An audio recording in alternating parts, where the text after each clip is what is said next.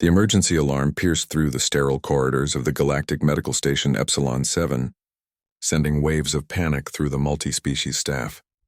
Dr. Vexthor, a distinguished Crotonian physician with 17 years of interstellar medical experience, stood frozen outside the containment bay, his forearms trembling visibly. "It's a razor wing," he whispered, his translator chip struggling to mask the terror in his voice. "From Kepler 442b, Apex Predator. Category 9, threat level." The creature inside the reinforced transparent barrier was magnificent and terrifying in equal measure, nearly 3 meters tall, covered in obsidian scales that seemed to absorb light itself. The razor wing thrashed against its restraints. Its 6 eyes, each capable of seeing in different spectrums, rolled wildly as it snapped jaws filled with serrated teeth that could shear through starship hull plating. The toxin sacs along its neck pulsed with bioluminescent fury, ready to spray acid that could melt flesh in seconds.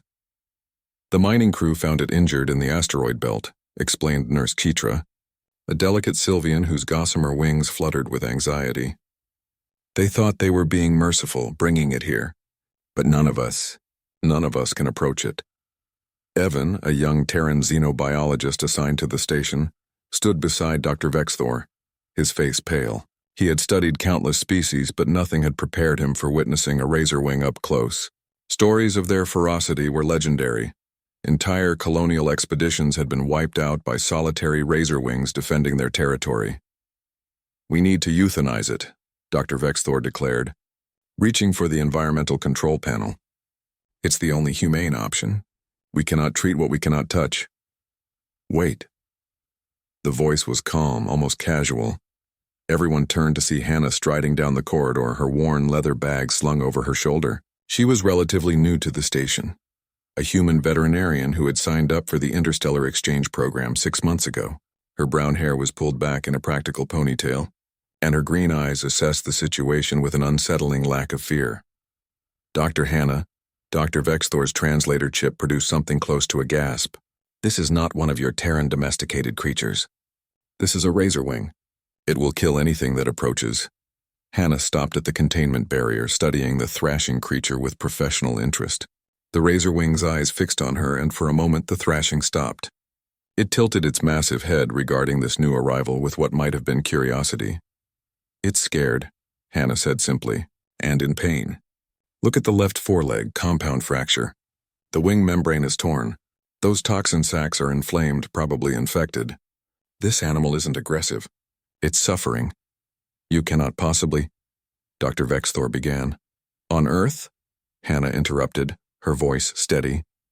"I've worked with apex predators that would terrify most species in this galaxy. Saltwater crocodiles, polar bears, African elephants, great white sharks. I once performed surgery on a Bengal tiger with a temper that would make this razor wing look cuddly." Evan's eyes widened. He had heard stories about Earth's nightmare fauna, but had dismissed most of them as exaggeration. Humans, after all, seemed so fragile compared to most spacefaring species.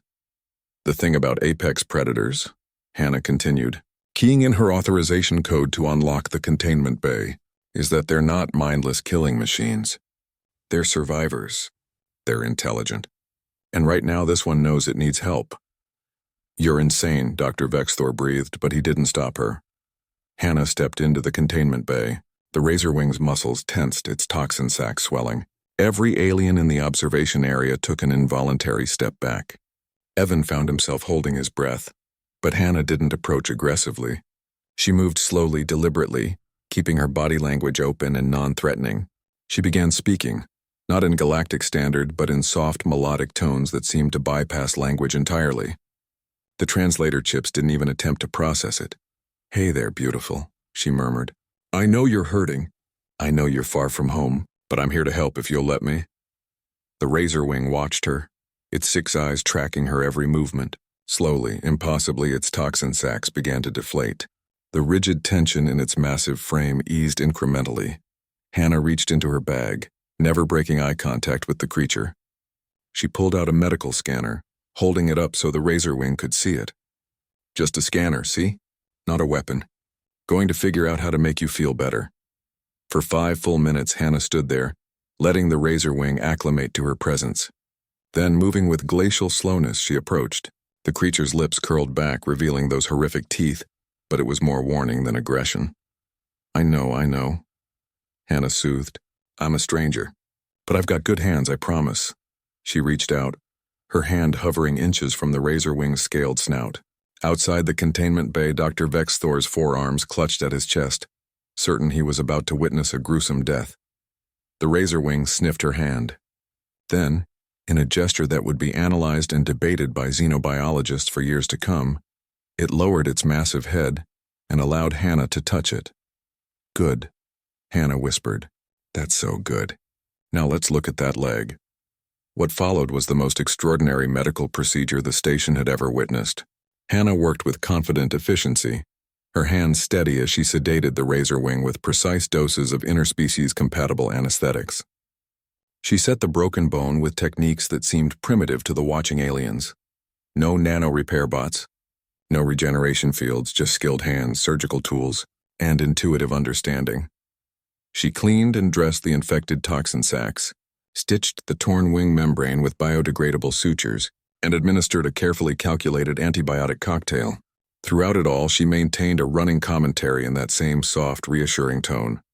3 hours later, Hannah emerged from the containment bay, her scrubs stained, but her expression satisfied. The razor wing lay peacefully sedated behind her, its chest rising and falling with steady breaths. Dr. Vexthor approached her, his skepticism transformed into something approaching awe. How? He asked simply. Hannah shrugged, pulling off her gloves. Humans evolved alongside apex predators. We learned to understand them, respect them, even bond with them. While other species were developing spaceflight, we were domesticating wolves and riding horses. We learned that the most dangerous creatures aren't monsters.